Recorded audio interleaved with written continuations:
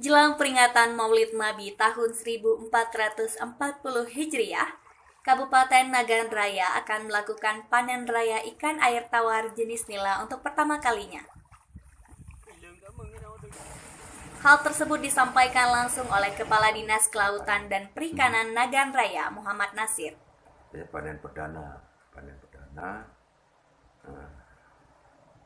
ikan yang dibudidaykan pada kolam rakyat yang kemarin dibantu melalui APBA benih dan pakannya, dengan harapan produksi ikan yang akan kita panen nantinya dapat memenuhi kebutuhan ikan di Kabupaten Raya dalam rangka menyambut Maulid Nabi.